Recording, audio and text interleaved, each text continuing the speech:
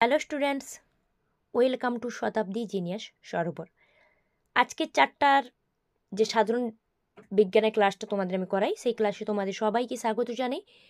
যে ক্লাসটিতে শুধুমাত্র সাধারণ বিজ্ঞানের আমি কমনযোগ্য কিছু প্রশ্ন উত্তর আলোচনা করব, যেগুলো তোমাদের আপকামিং কম্পিটিটিভ এক্সামসের জন্য গুরুত্বপূর্ণ। রেলের পরীক্ষা বলো, ডাব্লিউবিপি বলো বা আরপিএফ কনস্টেবল যে পরীক্ষা, সম্ভবত 3 মাস পর পরীক্ষা হতে চলেছে, সমস্ত পরীক্ষার জন্য ইম্পর্ট্যান্ট।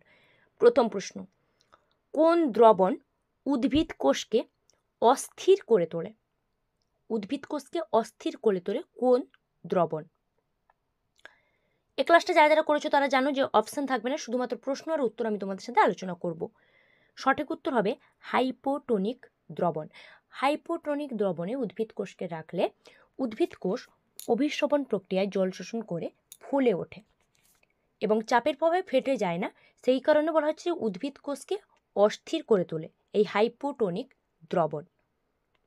নেক্সট, সেফালিউরোস কি? বা প্রশ্নে থাকতে পারে সেফালিউরোস বলতে কি বোঝায়? সঠিক উত্তর হবে এটি হচ্ছে এক প্রকারের পরজীবী থ্যালয়েড সবুজ শৈবাল, যেটা হচ্ছে সেফালিউরোস। ঠিক আছে, যেটা সাধারণ নাম হচ্ছে তোমার লাল মরিচা বলা হয় এই সেফালিউরোসকে, যেটা হচ্ছে এক প্রকার পরজীবী থ্যালয়েড যুক্ত সবুজ শৈবাল। নেক্সট, কোন স্তন্যপায়ী প্রাণীর গ্রুপে প্লাসেন্টা অনুপস্থিত? কোন স্তন্যপায়ী প্রাণীর গ্রুপে প্লাসেন্টা অনুপস্থিত, মানে প্লাসেন্টা থাকে না? সঠিক উত্তর হবে প্রোটোথেরিয়া।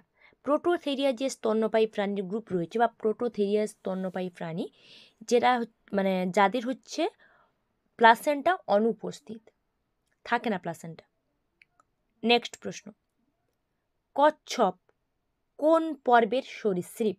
বা প্রশ্নে থাকতে পারে কচ্ছপ কোন পরিবারের সরীসৃপ প্রাণী, কোন পরিবারের অন্তর্গত সরীসৃপ হিসেবে? সঠিক উত্তর হবে টেস্টুডিন। কচ্ছপ হচ্ছে টেস্টুডিন পরিবারের সরীসৃপ, যেটা প্রকৃত উভচর নয়। অনেক সময় দেখবে প্রশ্ন থাকে যে কোনটি প্রকৃত উভচর নয়, অপশান থাকে। তো কচ্ছপ, যেরকম ব্যাং বা স্যালামেন্ডার বলো, এগুলো হচ্ছে প্রকৃত উভচর, কিন্তু কচ্ছপকে প্রকৃত উভচর হিসেবে ধরা হয় না। এটা টেস্টুডিন পর্বের সরীসৃপ প্রাণী। নেক্সট, 5 নম্বর প্রশ্ন, এককোষী প্রাণী ও উদ্ভিদরা, মানে এককোষী প্রাণী এবং এককোষী উদ্ভিদ, যে সমস্ত উদ্ভিদ কোন শ্রেণীর অন্তর্ভুক্ত? এককোষী প্রাণী এবং উদ্ভিদ কোন শ্রেণীর অন্তর্ভুক্ত? উত্তর হবে প্রোটিস্টা। প্রোটিস্টা গ্রুপের অন্তর্ভুক্ত এককোষী যে সমস্ত প্রাণী বা উদ্ভিদ রয়েছে, ওগুলো সবই প্রোটিস্টা গ্রুপের বা প্রোটিস্টা পর্বের অন্তর্ভুক্ত। নেক্সট,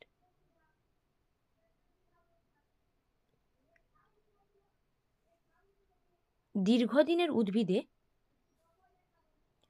ফুল ফোটাতে সাহায্যকারী কোন হরমোন? উত্তর হচ্ছে জিব্বেরেলিন। দীর্ঘদিনের উদ্ভিদে বলতে দীর্ঘদিন ফুল ফোটে না যে সমস্ত উদ্ভিদে, সেই সমস্ত উদ্ভিদে ফুল ফোটাতে সাহায্য করে জিব্বেরেলিন হরমোন। নেক্সট,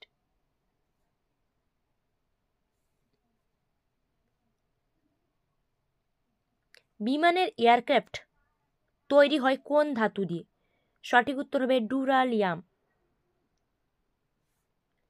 বিমানের এয়ারক্রাফট তৈরি হয় ডুরালিয়াম। ডুরালিয়াম হচ্ছে তোমার অ্যালুমিনিয়ামের এক প্রকার সংকর ধাতু, যেটাতে তামা থাকবে, ম্যাঙ্গানিজ থাকবে, মানে মিশ্রণ একটি সংকর ধাতু অ্যালুমিনিয়ামের, যেটা হচ্ছে ডুরালিয়াম, যেটা বিমানের এয়ারক্রাফট তৈরিতে ব্যবহৃত হয়। নেক্সট, ক্যালসিয়াম অক্সিক্লোরাইড কি নামে পরিচিত? ক্যালসিয়াম অক্সিক্লোরাইড কি নামে পরিচিত? উত্তর হচ্ছে ব্লিচিং পাউডার। ক্যালসিয়াম অক্সিক্লোরাইড যেটা ব্লিচিং পাউডার নামে পরিচিত। নেক্সট, মাটিতে খনিজ পদার্থের ঘাটতি মেটানোর জন্য, মানে মাটিতে ধরো খনিজ পদার্থের অভাব বা ঘাটতি পূরণ করার জন্য সবচেয়ে কার্যকারী পদ্ধতি কি? মানে কোন পদ্ধতিটা সব থেকে বেশি কার্যকরী যাতে খনিজ পদার্থের ঘাটতি মিটতে পারে? সঠিক উত্তর হবে শস্যের আবর্তন। শস্যের আবর্তন এটাই হচ্ছে একমাত্র পদ্ধতি, কার্যকারী পদ্ধতি, যে পদ্ধতিতে মাটিতে খনিজ পদার্থের ঘাটতি পূরণ করা যায় বা ঘাটতি মেটানো যায়। নেক্সট, জিনগত তথ্য পরিবহন করে কোন অ্যাসিড?